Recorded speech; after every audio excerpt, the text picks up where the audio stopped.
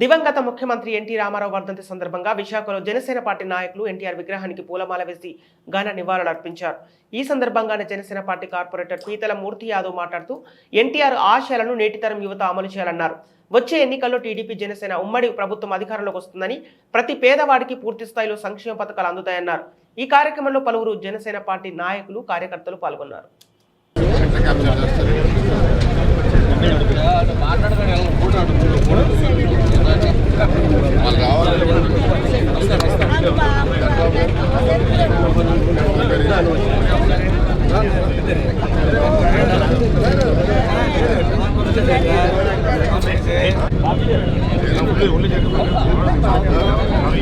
Telugu Desam party వ్యవస్థాపక అధ్యక్షులు,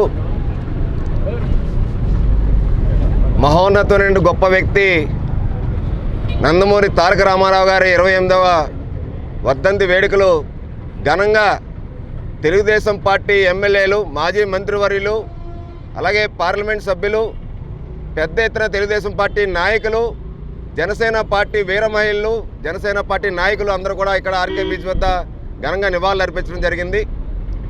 ఎన్టీఆర్ ఒక యుగ పురుషుడు.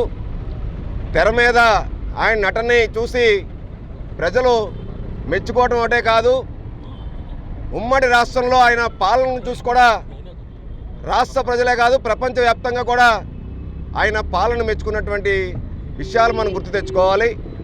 బీసీలకు పెద్దపీట వేశారన్నా, బీసీలకు ఇవాళ రాజ్యాధికారం రావాలనేటువంటి దిశగా ఏదైతే రాజకీయాల్లో ఉన్నత స్థానం కల్పించాలంటే అది కేవలం ఎన్టీఆర్ గారు వాళ్ళ స్ఫూర్తితోనే ఇవాళ బీసీలకి ఇవాళ పెద్దపీట వేయడం అన్నది చాలా గొప్ప విషయం.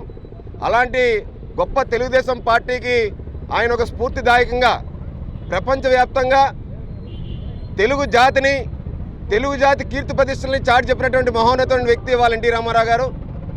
ఇవాళ ఆస్తి హక్కు చట్టాన్ని తీసుకొచ్చినటువంటి గొప్ప వ్యక్తి ఎన్టీ రామారావు గారు. అంత మహోన్నతమైన వ్యక్తి స్ఫూర్తితో రేపు రానున్నటువంటి సార్వత్రిక ఎన్నికల్లో